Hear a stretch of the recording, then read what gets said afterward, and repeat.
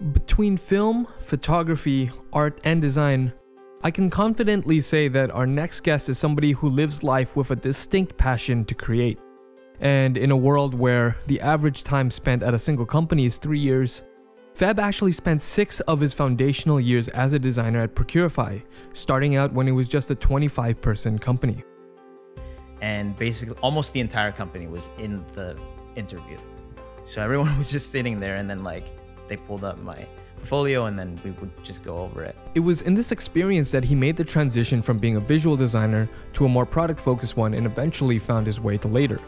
As the sole product designer on the mobile team, Feb has helped create designs for both the iOS and Android apps that we use today. And while I've never worked with him directly in the past, his attention to detail and visual skills are hard to miss. It can go into those things, and then some devices also could have hardware buttons, some might not have hardware buttons. So there's just like so many different variables, and you see that in like just the way that like bugs get logged. And so I'm super honored to have had the chance to sit down and learn more from this week's guest, Febril Cuevas.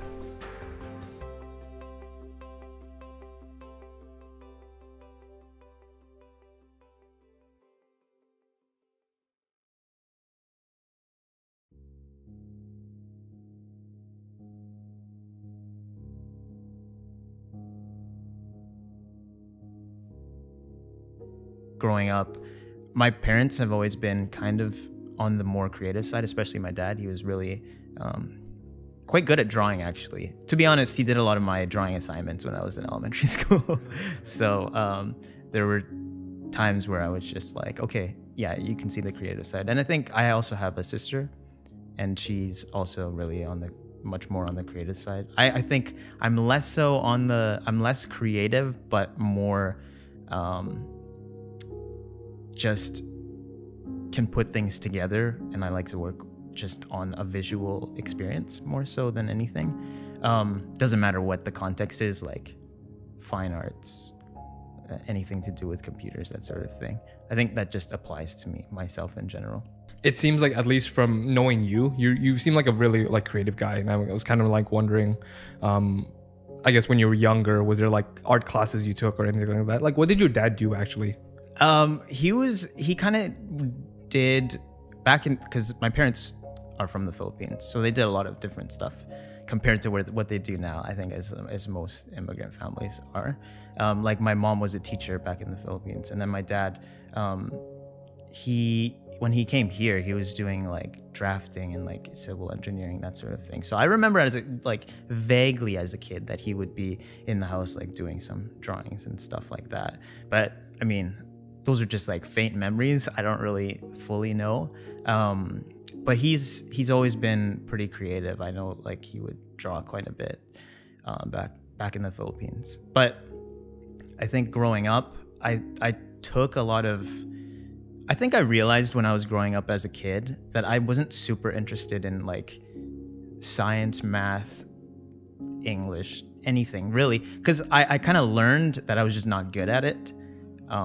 And that kind of helped me determine what I was actually interested in, and also kind of decent at. So like in high school, I realized that I wasn't super good at science, super good at math. So I took a lot of the media arts classes. We even had like a school TV show that we kind of ran, because we had just the school had just opened a recording booth, and they had hooked it up to the TVs in the school, and this was like the first time anyone was going to be running anything. So we kind of put together a TV news program that happens at lunchtime. Nobody really watched it because everyone's just enjoying lunch, but I guess like I learned that I was kind of into video production, and that was like my main interest point. I remember when, like, one short story was just that the night before graduating high school, I was in charge of creating like the video for grad, and it was like my initial cut was like 3 hours, and nobody's gonna sit through a 3-hour video during a grad dinner. So they were like, okay, you got to cut this down to under an hour. So I was up until like 3-4 a.m. the night before grad editing that video to cut it down so we could actually fit it in. And yeah, so that was like my main thing. I was just a lot more creative in high school and growing up. And I guess this translates a lot to kind of what you do right now, because you're also like really into film these days. Yeah, exactly. I think over time I've learned that what I like to do really involves like a manual process. I've tried a lot of hobbies, and those tend to trend towards things that are like a little bit slower and are more about the process rather than the actual just like what your end product is. Yeah, and that's only been something that I've been getting into recently, but yeah. Yeah, I'm similar in a way, because like back in high school and like middle school and stuff like that, like my parents were also like pretty creative. My mom was an artist and she was a chef as well, so like we just always had that creative energy. I did like art classes when I was younger too, and I think where I see the similarities between us is like we both have like a very creative upbringing, but we kind of like took different turns, because at some point, I guess in my life, I wanted to explore more of the technical stuff, because Asian parents are just like, oh, you're not like, if you go in with like an arts degree, it's like, maybe you're not going to get like the best job that's going to let you live like a certain lifestyle. So my parents were always kind of, at least encouraging me to kind of maybe explore some more like science, engineering kind of stuff. So eventually I would go down that path and then self-realize that I needed to go back into design. So yeah, I think I was really fortunate about that too, because in most cases that's what happens, is like your parents really want you to do something that they know is gonna is reliably successful for people. I think for me, my parents also, like, they knew I was bad at math, so they like put me in tutoring classes for math, and I was just like not really, it wasn't getting to me that this is something I need to improve on.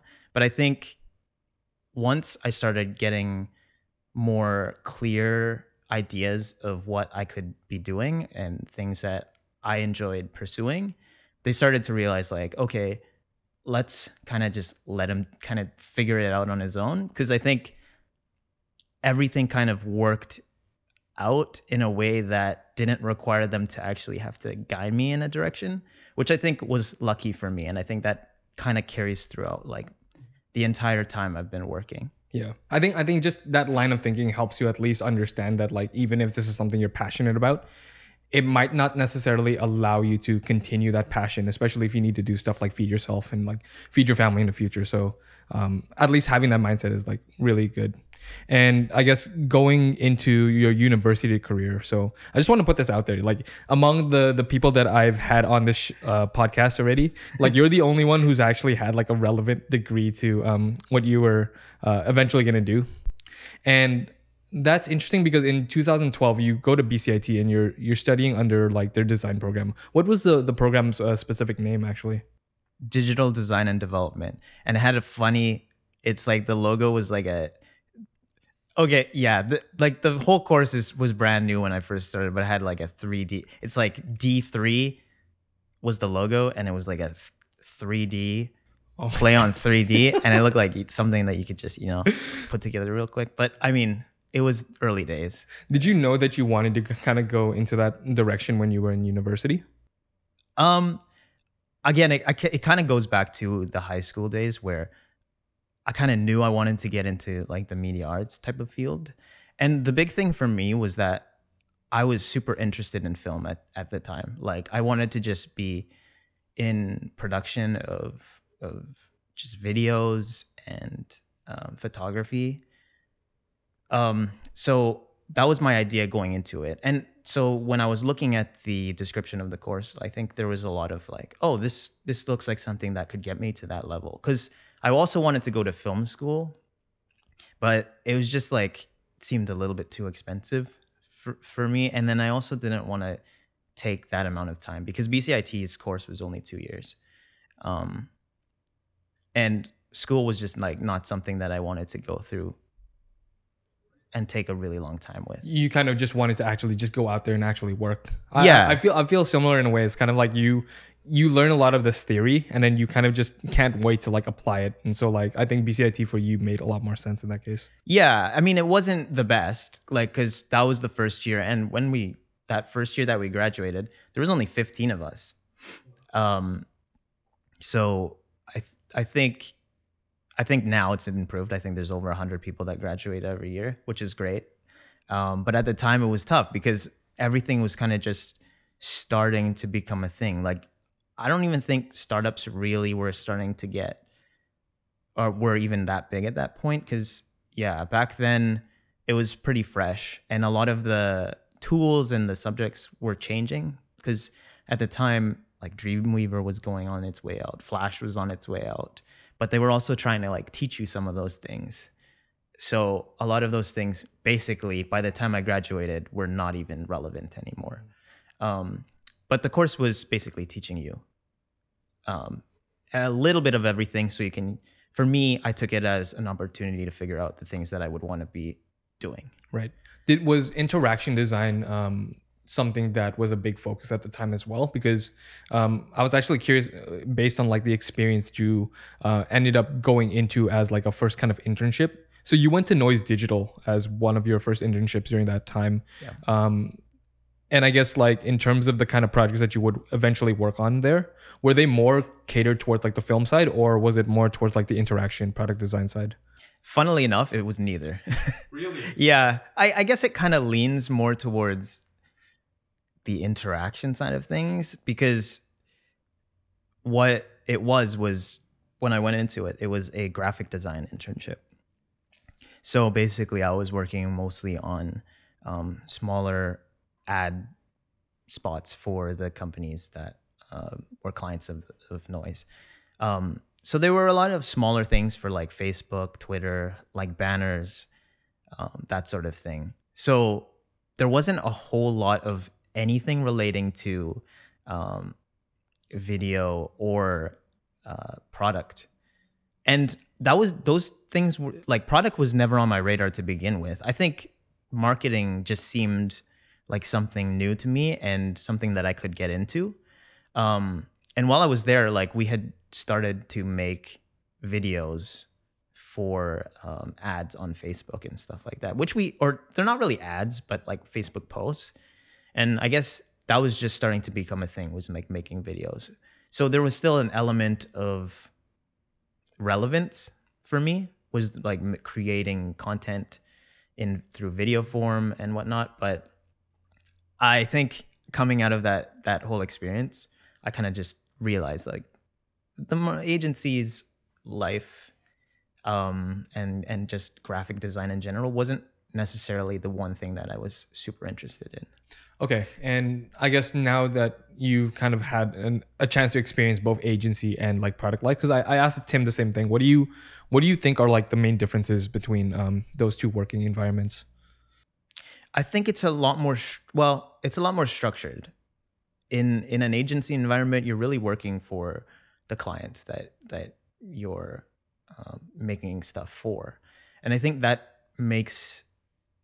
puts a lot of structure around the content that you're creating. Like, you still have the creative freedom to make content, but you're also kind of limited by what the requirements are, and just there's a lot of process, I would say. There's a surprising amount of process, to be honest, in creative agencies. But you're also working on a tight deadline for a lot of those things. I was only there for 3 or 4 months. So I can't say I got the full experience of what working at an agency full time was like. But in that amount of time, I think you kind of experience like, oh, there's a media team, and you have to go through the creative process of what are my restrictions, what are my limitations here, and then what can I actually create in the amount of time that I have. And yeah, and even though you took 3 months to do that, you still worked on a lot of different projects. So it was kind of like, was it like a project every 2 weeks or something like that? Like, what was the usual timeline? I vaguely remember, but there was a lot. It was like on a weekly schedule, so you would have things to create like almost every day, to be honest. And for me, it was like graphic content, so they'd be smaller posts, and you would be working on a content schedule. So I think even for us, like at Later, there's people. I started kind of understanding how creative teams in marketing agencies or like individual creators would have to make like a content schedule, because in the marketing world, at least at the time, I don't know if it's the same now. We would have to create specific types of posts or specific types of content on specific days, and then those would go out on a complete content schedule. So you would, yeah, basically be on that. And this makes a lot more sense now that I'm kind of like looking at the way that your career kind of progresses through at least the beginning of your career path, because you graduate BCIT and then you went into Procurify. Procurify is like one of your first jobs, right? Yeah, it was my first full-time job actually. As a visual designer. Yeah, it was like visual designer was kind of the way it was kind of titled. I think when I joined, I didn't really know what I was getting into.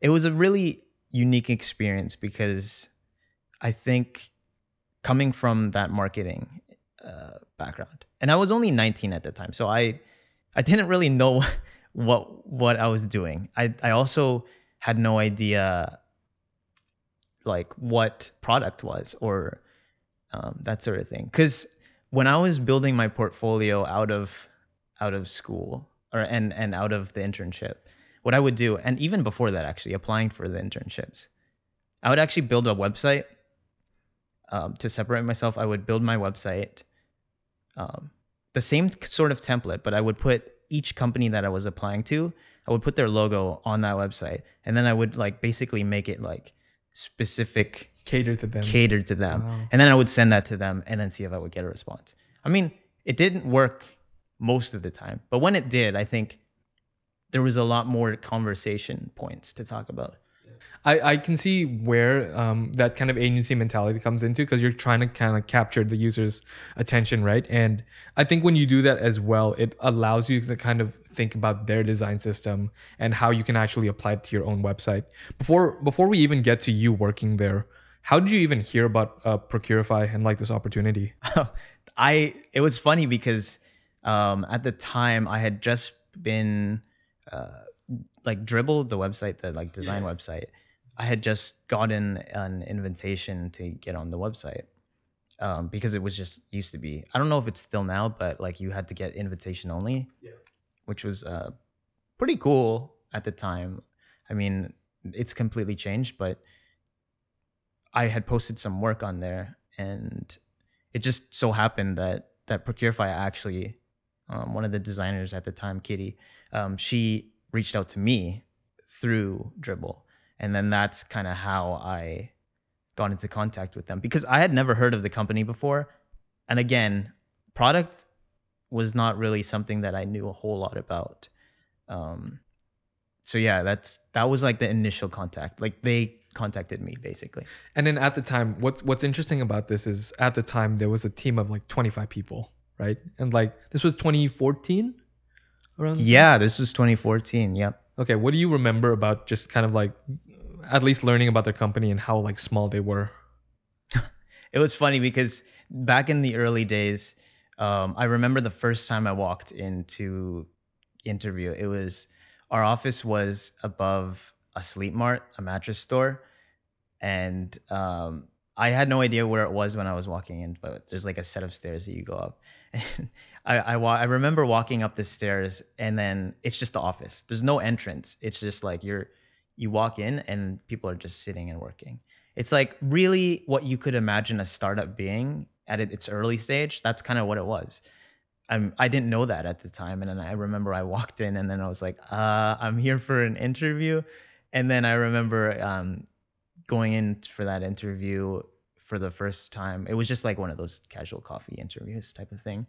That was the first time I talked to them. And then I remember the second time I came back for like a follow-up interview.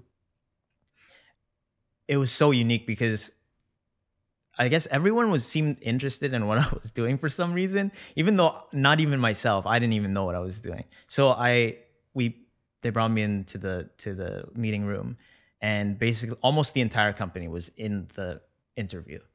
So everyone was just sitting there, and then like they pulled up my portfolio and then we would just go over it. But it was like one of the most interesting experiences. I mean, I was a bit nervous, but I guess it worked out and I ended up started to Because work eventually you got the job, and Yeah. and at least for like the first I want to say 3 years, you were actually more on like the visual kind of branding side. Because I saw one of the projects on your portfolio was actually helping them rebrand actually in the beginning, right? Yeah, that was really early on. Like when I first joined, I didn't really know what my role was gonna be, but I joined and they kind of put me on the marketing team, and I was working on the website a lot. So that was the main thing I was working on for the company for like 2, almost 3 years. And I would dabble in with the product as well. So because there was like when I started, there was 3 designers for the whole company. Doesn't matter what the area of focus was, but we were just like the only 3. So Sorry, was there 3 like product designers or just 3 designers in general? well, technically 2 product designers and then me, but we all kind of just worked on everything together because we were such a small team that we were close enough that we could just be discussing things on a regular basis. I was gonna ask like how big the design process was built out there, because now that you've said there was only 3 designers, I imagine a lot of it was kind of just building processes from the ground up and like kind of learning as you go, right? Oh yeah. Oh yeah. I think the company was so young. Like people there were so young, and it was more like it really was like a startup hustling environment, and kind of like everyone's just friends really, and we're just working on a school project. But it's just like a school project that's an actual business, and I think that was what was so cool about it. There was no process initially. It was sort of like we're just trying to make as much stuff as we can, and also just like have fun. Did you guys care about like performance at the time in terms of like what you were putting stuff out? Because obviously when you're at a young company, a lot of its success like in the future depends on its early wins. And so when you were kind of like figuring out this kind of stuff, did you feel the pressure to actually deliver something that had like tangible results? Yeah, yes and no. I think we all kind of understood that the company was like at a stage where the potential for growth was beginning to be tangible. So I think that was always the push, was that, oh, we're gonna move into the next stage if we, kind of hustle through everything. I think that was a big part of it. I don't think there was not really something that we could say we knew what we were doing. Like I would say for the most part, we didn't really know what we were doing. But I think that was the best part about it, was that we could just challenge ourselves to figure it out. And one of the things that like the initial like things that the company stood for was just like finding a better way. And we didn't really know how to get there. And that was like one of our main missions though. Yeah. So kind of just looking at that experience as a whole, because I know halfway through your time at Procurify, you actually made the switch into more of the UI product facing role. Kind of was just wanted to kind of get your take on what you were kind of thinking at the time before making that switch. Yeah, I think we had done a lot, like working on, at this point, we had another designer on the marketing team. So there was 4 designers at this point. And we had gone through a lot of process changes at that point. And there was a lot of big projects that we had already done together. So like we redesigned the blog, redesigned the website. And I did a lot of implementation on that front as well. But I think at a certain point, I was kind of more curious about what the product side had to offer, because I was always in it, but not really in it, if that makes sense. Yeah. Like you're there and working like among the people who are working on the product. And then I would occasionally go back and forth, like working on it, but never fully investing my time on the actual product. So that was like, there was a turning point where I realized, I think my curiosity is more towards the product side and working on a product that people are going to be using, rather than on the marketing side, where it's more so, how can I attract people to our product? I see. Yeah. And was this something that you had to negotiate with with like a manager at the time? Like, did you have to tell your manager like, hey, I'm more interested in this kind of stuff at the company? Can I actually make that transition? Because I would assume that sometimes if a company's headcount is limited, they might want you to just stay at a certain role. So what was that conversation like when you wanted to make that switch? I think I'm super grateful because Procurify like really tried to accommodate as much as they could for me. Like when I wanted to make that switch, I just talked to the head of marketing at the time, and I voiced like, this is something that I want to do. Is I want to try and put more time and just be on the product for like just permanently, basically. And I also talked to the CEO, and we had that conversation. And I think the conversation kind of went back to even from the beginning of starting at the company was like, yeah, we would have wanted you to be in that position as well, like from the beginning. But you know, when you need resources for different things in a company and you're that small, it's like kind of more difficult to permanently put you in one position. So it just kind of like worked out because Yeah. eventually you would just find yourself into the mold that they already had set for you. Yeah, and it just so happened that the processes were changing where there were more spots available for designers on the product team. And I think, yeah, just the way things were, it just naturally I was on the marketing team, and it made it so that everyone kind of understood that I could just be on the product side, and that would be fine as well. Okay. And kind of making that transition officially from going from a visual designer to a UI UX designer, was there a struggle like just changing up your daily routine? Like, did you find any challenges like early on? I think for me, it was the mindset, because you're working on a different set of ideas when you're in marketing versus when you're working in product. I mean, you kind of share similar approaches, and like the work is always going to be there, but I think with product, again, you're really focused around like you're both focused in marketing and product, who you're going to be building something for, but it's more so like the product is going to be used for a specific purpose. And I had to kind of understand what the product was really about. Whereas on marketing, I didn't fully understand the feature set of what the product was about. So there was a lot of learning to do. And Procurify was also like a purchase management software at the time. It's kind of changed now, but that's like the primary focus.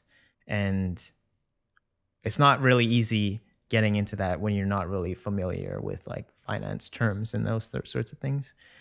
So yeah, it was a lot more challenging to kind of just get myself up to speed with what the actual terms and subject matter was like. Do you think ultimately making that switch was a good decision for you? I think so. I think it was more the kind of speed that I wanted to go in. I think product is more like, it's more interesting to me in that it's more strategic. It's less, there's more boundaries and less creative freedom, I would say, which is weird saying that now, because I think I've always enjoyed that creative freedom. But I think the structure gives me more of like I can put more thought into what I'm actually building. There's like a certain creativity that comes from having those boundaries in place, because now that it's not just free reign, you can actually think like, okay, if I'm gonna be making a conscious decision to place this button, there's only several places that I could put it on, right? And so you kind of have to start rationalizing a little bit more, and it becomes less about the creativity of it all, but almost kind of the functional like purpose for why this button has to be placed in a certain area. Exactly. Yeah, and I think it's not like that doesn't happen when you're working on like web design and whatnot, but I think there's just another layer of complexity to it. I mean, obviously, you have to think about. There's a lot of usability that you have to think about. So, yeah, it's just something that's been interesting for me. Did you miss any of the visual design stuff when you were suddenly having to work more on the product side of things? Yeah, I would say so. I think it like going back to that ultimate creative freedom, there was a lot of the times where I would just be inspired by what other designers are doing in like web design and trends. Like I would spend countless hours like just looking through like the award site, the AWWW award site, where you just see all these new websites that people were building with new different animations and technology and whatnot. And I would look through those like nonstop, just trying to find some new ideas for what things we could implement on the marketing side, which, I mean, it doesn't really hold any weight because it's, again, I wasn't really thinking about the product and who we were targeting. There was just a lot more freedom at the time. And this kind of is an interesting topic that I think comes up a lot, especially now that the world is going towards a faster pace. I find that people often switch jobs a lot quicker now. Yeah. You stuck around Procurify for 6 years, which is actually twice the average right now in terms of like how long somebody stays in a job. What do you think ultimately gave you that motivation to stick around for so long? The main reason why I stuck around for so long was the people. I think a lot of people have different values for reasons why they might stay at a job. And I think it's completely fair to have different opinions, because I think you're right. It is pretty normal right now for like people to bounce around from job to job at a faster rate. Like it's pretty normal for, especially in tech, to be at a job for maybe a year and a half and then just move on, right? But for me, I really liked the people I was working with. And I think it was basically like we grew up together. It's basically going through like a college or high school kind of thing where you're all together and you're together all the time. I'm still friends with a lot of the people there as well. So, yeah, I think that was like one of the major reasons why I stayed. And there also was a lot of opportunity because, like you mentioned, I switched roles like halfway through the time I was there, and I got to work on a bunch of different things. Because when you're a startup and you're growing at that pace, and you're just and you haven't experienced that before, like, because that was my first job, so at each stage I was learning something new. There was always something. So I think that's another part of the reason why I stayed.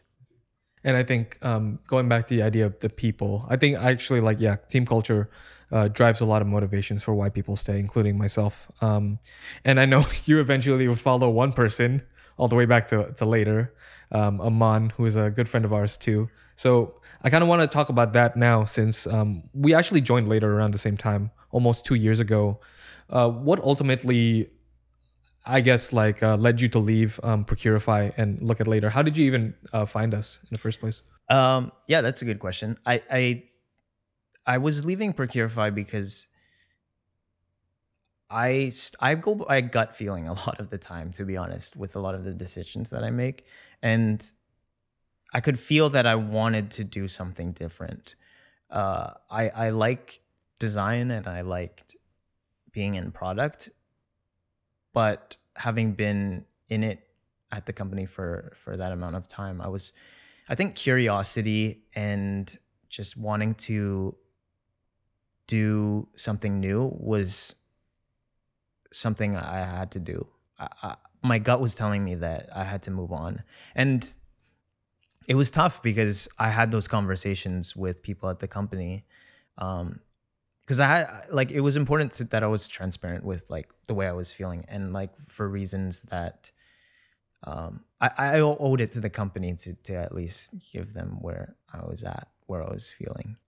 And they were super okay with it. I think once you've been there for enough time, it's kind of like you're just friends, and you want the best for whoever it is. Yeah, so that's why that was the point where I was like, okay, I have to leave. So that was it. And then I wanted to also travel. So I timed it so that I would leave and then I would travel for like a month and a bit. It just so happened that the pandemic started right when that happened. So I went to the Philippines for 2 weeks, and then it got really bad. So I had to come back. And then yeah, in terms of finding later and then getting into that opportunity, it does go back to Amman, because when I had started at Procurify, Amman had started like a week before me at Procurify. So we basically started around the same time. And when he left Procurify, we kind of have been keeping in touch ever since. So I've kind of known what he had been working on and where he was at. And when he knew that I was leaving Procurify, he kind of reached out and said, "Oh yeah, there's openings here." So When you first got to Later and like I guess applied for the job, was it also just product designer? it was for the UX role. Really? Okay. Yeah. Wow. Yeah. So it was funny because I actually was not sure what I was applying for to begin with, because Amon had just kind of sent me in it. But the thing was, people had already applied, and I guess the role was already going to be filled, so I had to do things really quickly. So it was the UX role, and I remember talking to Billy and kind of just asking a bunch of questions, and then that's when I started to realize, oh, this is more UX focused. Because I should also mention that Later has a unique structure where it's product design, UX, UX research, and copy are all separate roles. Whereas at Procurify, and I think in most instances that I've gone through, that's a combined one person is doing all of that. So yeah, when I realized like the position I was applying for was just strictly UX, I was like, oh, okay, this is interesting. Yeah. And then you would eventually find yourself into the product design team. Well, that was the thing, is that I didn't get the UX position because Justin got it. Now we work basically together all the time, but he got that UX position. And then I guess because the mobile team was basically starting new, I filled the product design position. Did they ask you to fill that position? Like, was it like a I guess, was it like an official rejection, and then they asked you like, hey, we don't think you would fit for this UX role, but would you prefer like going to product design? Or yeah, pretty much. I think that's kind of how it was. And I think even talking to Amon during that time, it was like, okay, yeah, this makes a lot more sense than the initial like UX role. So I'm super thankful that it ended up being that way, because I wasn't really, to be honest, I wasn't really swayed to get into the UX side. But yeah, it's funny because of how opposite like our experiences were. Because I applied for the product design role, ended up getting the product design role on the web team. That's right. And then moved into UX like a year later. So it's like we literally just swapped places. Yeah, pretty much. That's awesome. How have you so as I mentioned in the beginning, it's coming up to 2 years for both of us. How have you been liking the experience so far? It's been great. I think, again, like a big thing for me when picking a place to work or just any environment is mainly, for me, it's about the people. And I've really enjoyed like working with everyone at the company. And that's been a big part of it. And I mean, it's already been almost 2 years, and just like it's flown by. But the actual like work is pretty different from what I'm used to, because like I was saying, product designers in the capacity that I was used to was doing everything. Like, we're gonna do the research, we're gonna talk to customers, we're gonna do the actual design and do interviews and whatnot. So I was used to doing all of that, and then being able to go from that to just strictly focusing on what I was mainly interested in, which is like the visual aspect of the design. I think I really enjoy it, and specifically in mobile as well. Just that is, I had been doing a little bit of mobile work at Procurify a little bit earlier on before I was working on the website of things. But again, it's all a lot more new stuff, especially when you're coming into a new product as well. So for me, it's been a complete new experience of just like learning and learning things as we go. And that's been pretty good for me. I think that's when I enjoy work most, is when I'm kind of learning it. Yeah, just being like exposed to like new experiences. Yeah. And I was actually going to touch on this mobile stuff a little bit more, because I guess prior to joining later, at least based on what I've seen on your portfolio, it didn't seem like there was a huge focus on mobile. And so now that you've been working on the mobile team for almost 2 years, how has that experience for designing for those kind of products been different from web? It's very different in that you're restricted to such a small space, and the way that people use their phones are so different than how people use their desktop. I know for myself, I like anything that I use, I definitely, anything that I use like frequently or anything creative, I like to use it on my desktop. And like I use my phone for a lot more quick things that doesn't require me to invest a lot of time. So there's a lot of difference in the way you have to think about just how people are actually going to be using your app. And in our case, the feature sets are different, right? Like going from web to mobile, it's not a complete one-to-one. And I don't think in any product it is a complete one-to-one, because you're going to be, again, want to be doing certain things in certain on certain devices. And I think that's the one of the most challenging parts of designing for mobile, is that you have those restrictions around what you can actually do on a smaller screen. And I think, actually, the funny thing is I actually encountered one of these things yesterday because on Spotify, if you want to make a playlist private, you can only do that on your phone for some reason. I can't do it on web, on the desktop at all. And so that's why it's interesting that you mentioned this part about kind of like the limitations of interactions that you can actually have on a phone. But I often find that it also comes down to kind of like the technical limitations of what you can actually do on a phone versus a web. Like, for example, like we have notification publishing on later. And if you do it through mobile, it's a lot more seamless, just because you're doing that publishing experience like directly from from the later app to the Instagram app directly. Yeah. Whereas on web, it's like you don't get that notification that it like actually like went through, because the notification happens on your phone. Right. Yeah, it is. It's like it's necessary for the app to be there, and it serves a specific purpose. But right now, it's kind of about how do we expand on that? How do we not limit ourselves to just like one specific purpose in the app? And I think it's funny, because when we had started, the mobile team basically had just kind of become its own thing in the company, just structure-wise. So there's a lot of fresh, it's like a clean slate basically on how we want to approach it. And because we have both iOS and Android, right now they're kind of serving different, they're in just different directions at the moment. But I think we're trying to make it so that both hold value for both user bases. And I think that's like one of the biggest challenges right now, is just trying to figure out how we can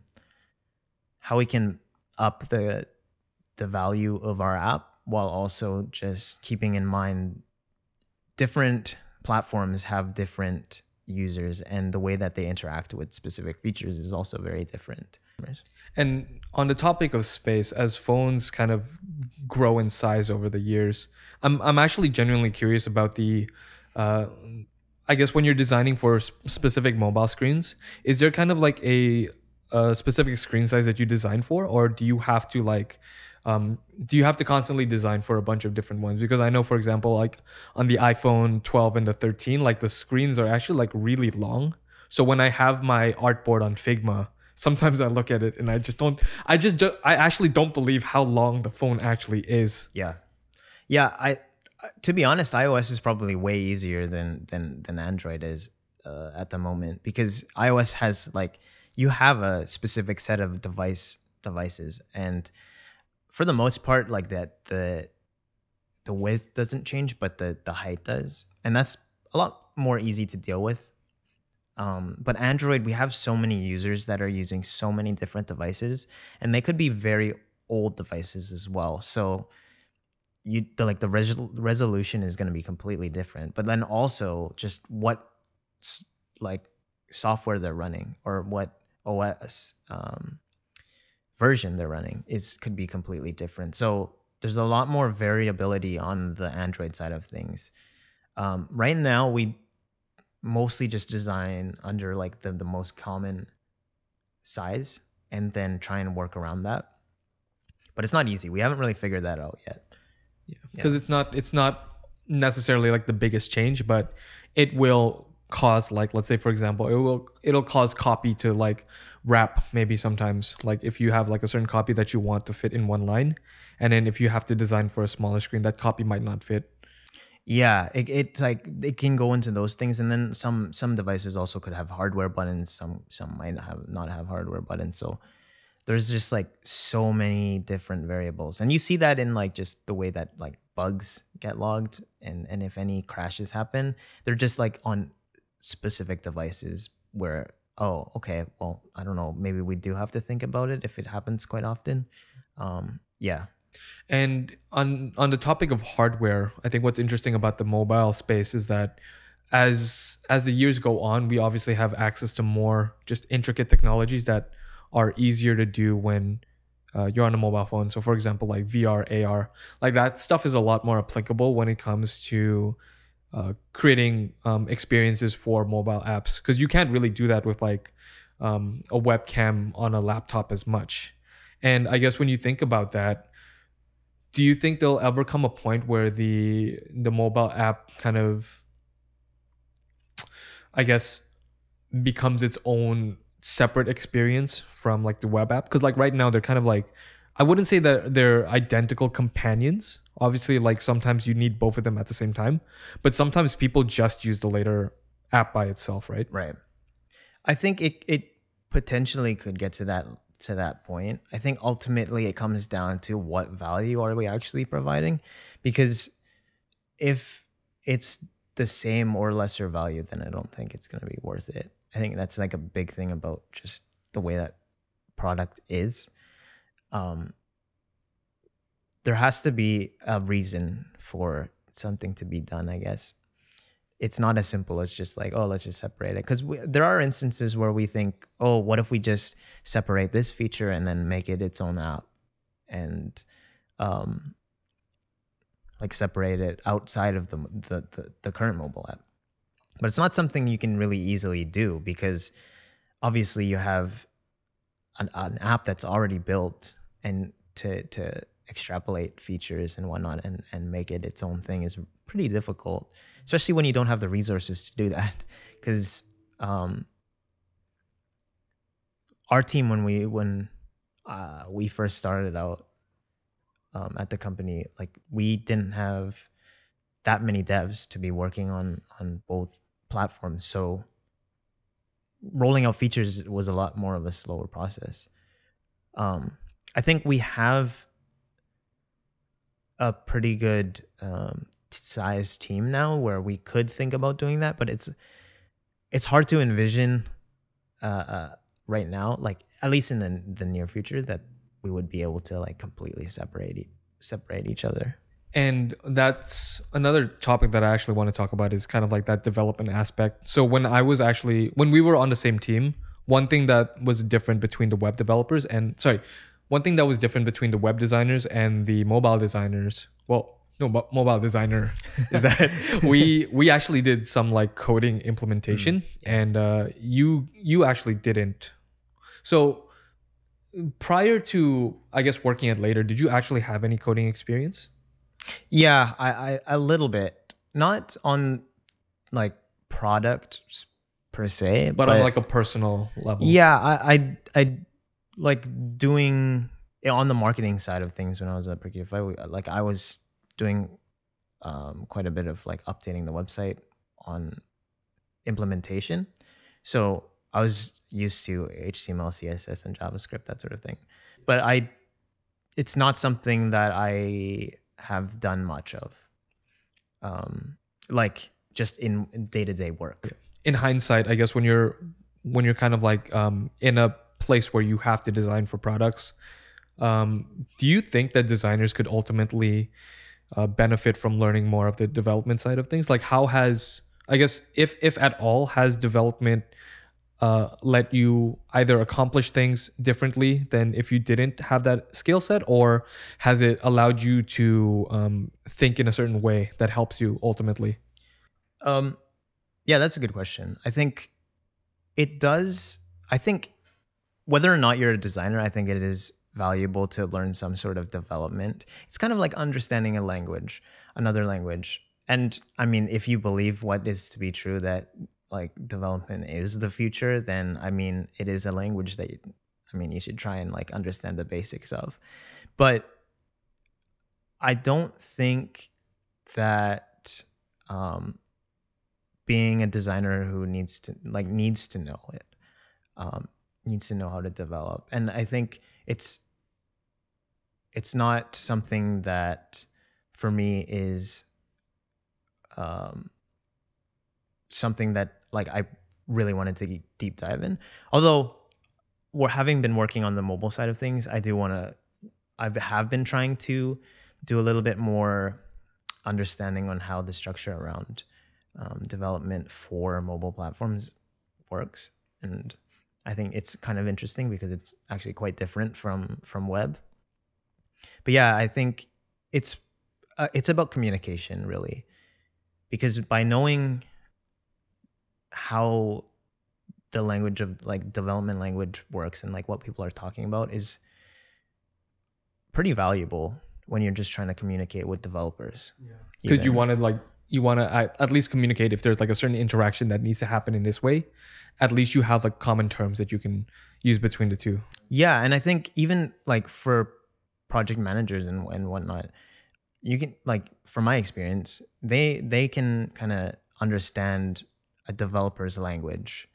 And from my perspective, that is already knowing a bit about development. Like the way you're able to understand when a developer is struggling and that sort of thing is pretty huge. But then I guess when you have to like, because your experience was HTML, CSS, JavaScript. Yeah.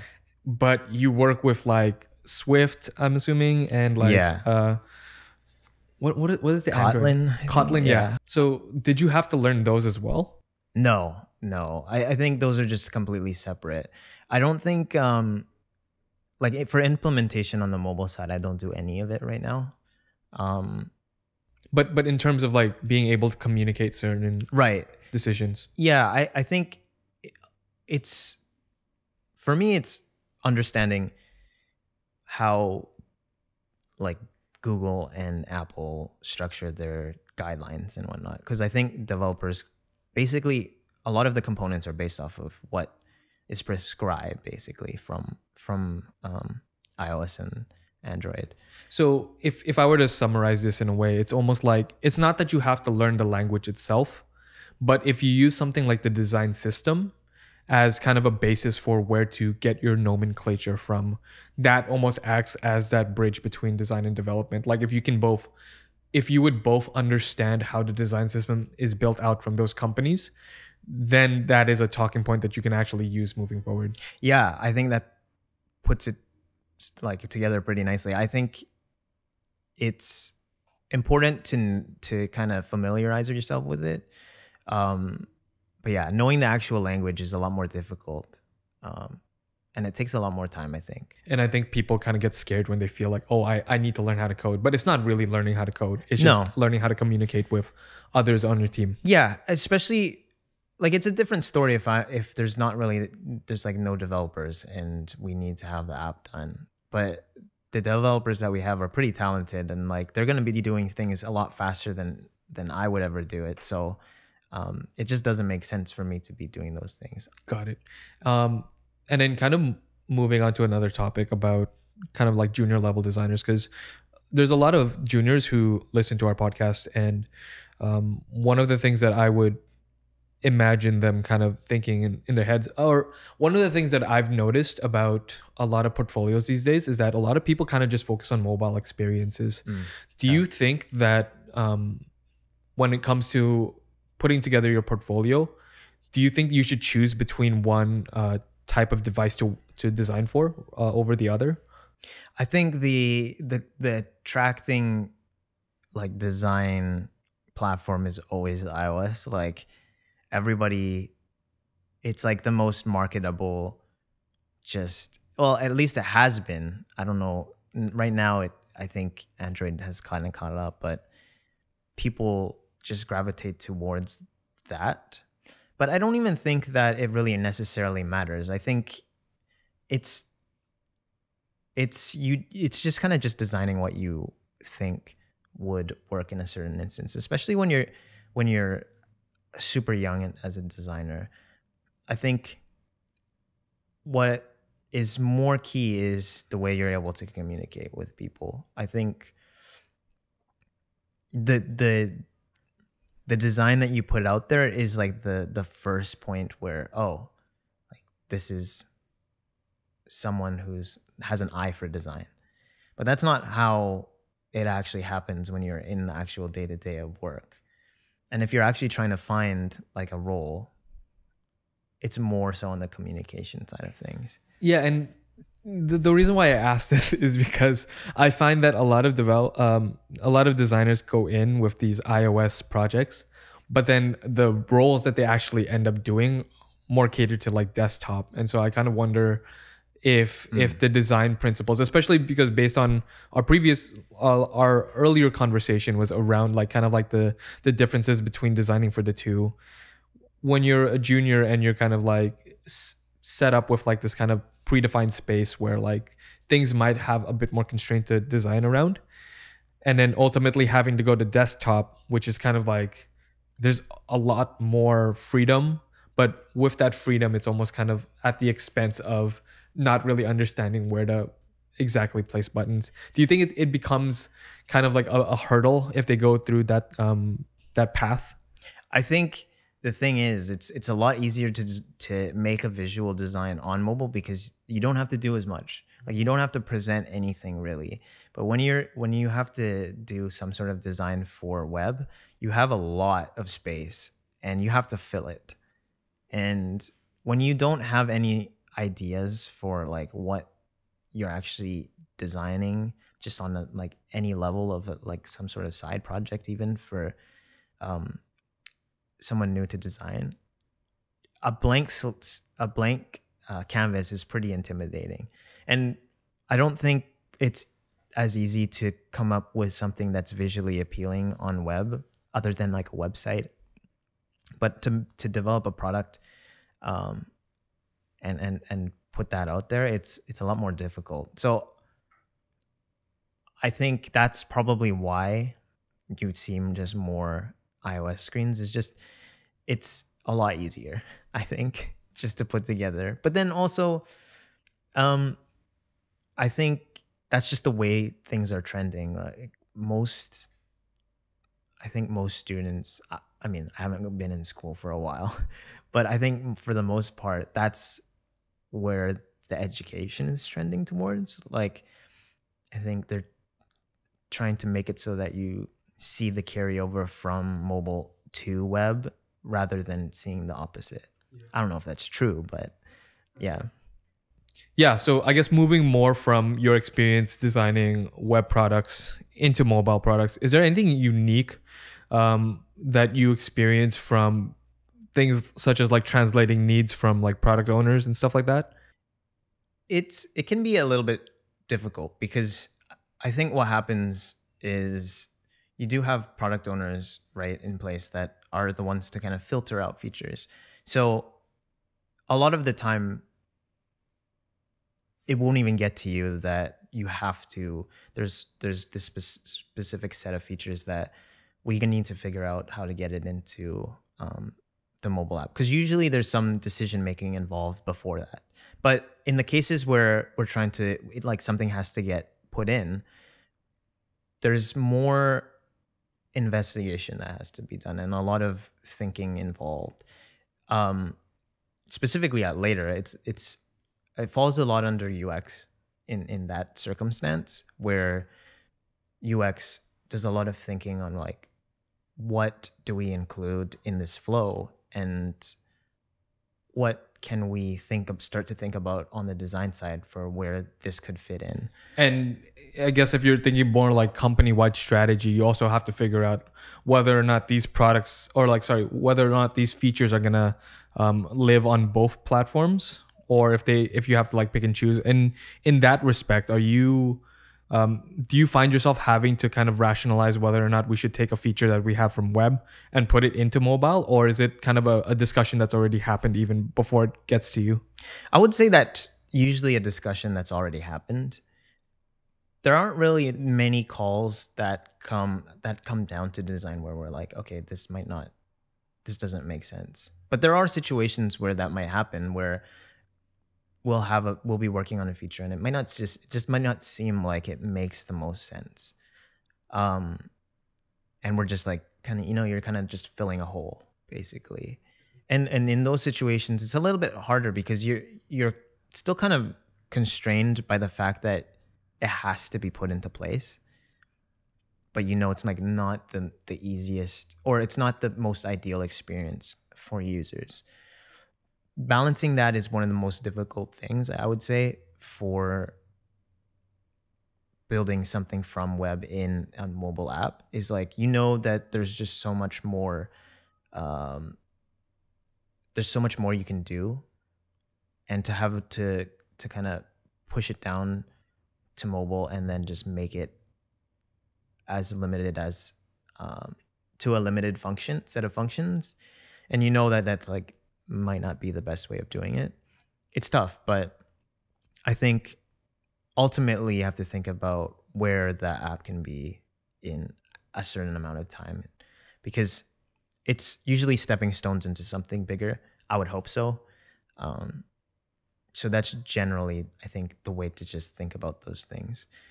And then like even in past experience on working on other stuff, I would say that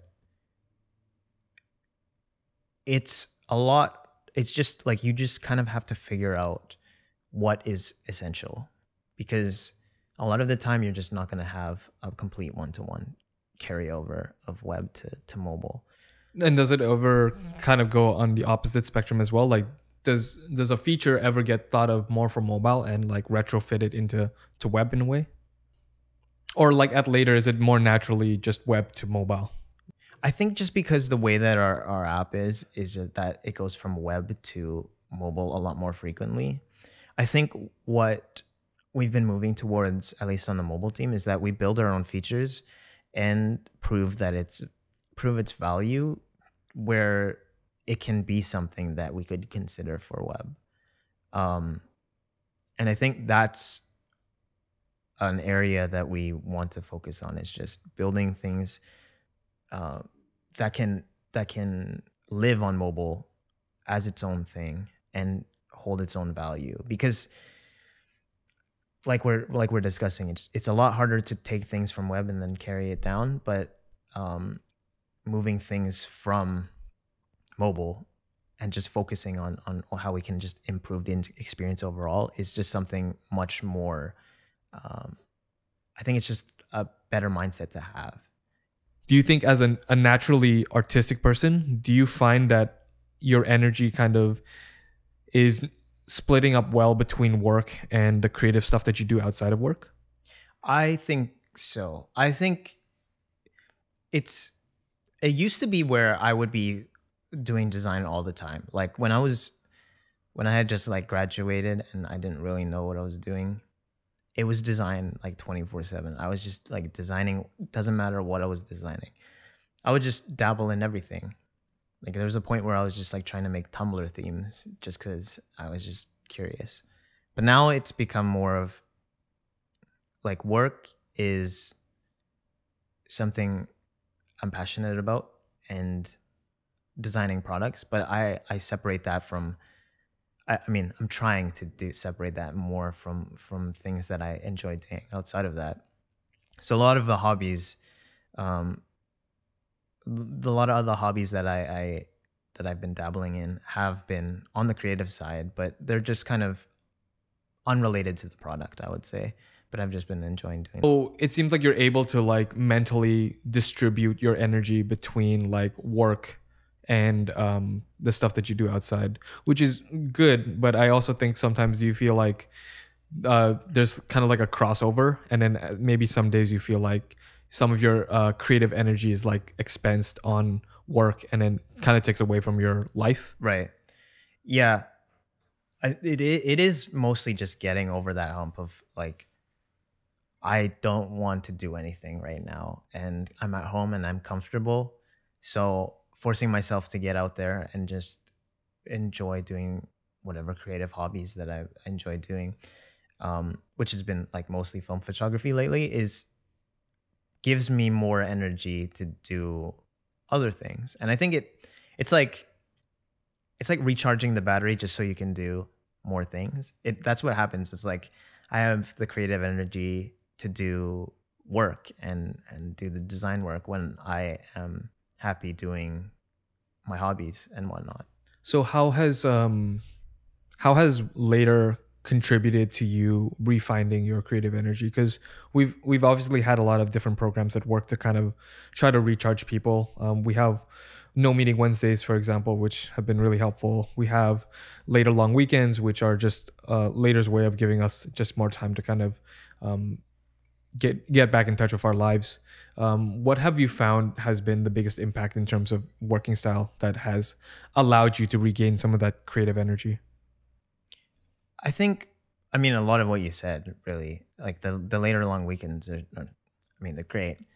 I think also just for me, it's mostly how easy it is to have like meetings. I know like on my end, I don't really have that many meetings in general, but when I do have them, I don't really feel that bad about having them because they're not like everyone's pretty chill and really easy to talk to. So I don't really have any issues with that, which is great because I think that's just the sort of thing that makes it a lot easier just to do the work. Because I know for a lot of people, meetings are like one of the hardest things to get through, especially in COVID times. It's just endless Zoom. The Zoom fatigue is just at another level sometimes. But yeah, just even the times where we can see our teams in person when we're able to, those are super nice too. Yeah, I just feel like there's a lot of freedom to do kind of whatever you feel like you need to be doing. And even if you feel like you're having an off day or whatnot, I think there's just everyone relates. So it makes it pretty easy at the company. And I guess just kind of looking into the rest of the year, is there anything that you're looking forward to particularly? I mean, yeah, there's a bunch of stuff that I'm like for myself I'm looking forward to. I'm trying to do a lot more film photography and that sort of thing, and fingers crossed. But one of the biggest things that I want to do is want to take supposed to go on a photography trip in Iceland this year. But I mean, considering how things are going right now in COVID times, you never know if it's gonna happen or not. But even further than that, I think that's photography and film in general is just something that I want to expand on, and I've been really enjoying it the past couple years. So I'd like to do some like studio shoots and whatnot, but we'll see. And in terms of work, I think for me, I think we have a lot of potential for where mobile's going, and we finally have structure in place where we can bring on more designers and potentially like more UX and more product designers on the mobile team, which is pretty exciting for me because to be able to work with more designers on the same thing is pretty great. Like it's easy to be able to work on things by yourself, but it's good to get different perspectives on the work that you're actually doing, which is pretty exciting. Awesome. Well, this has been a great episode. Honestly, I genuinely just really enjoyed our conversations, and yeah, thank you for coming on. Yeah, no, it's been really fun just chatting, and so thanks for having me. Hey, this is Joey, and thanks for listening in to this week's episode of the Minimum Viable Podcast. If you've enjoyed this episode, give us a follow. We have new ones coming out every week that I think you'll enjoy just as much. And in the meantime, share it around with your network. Leave a comment or send me questions at Joey Limmena. I'd be more than happy to talk about this episode and any future ones we have planned out.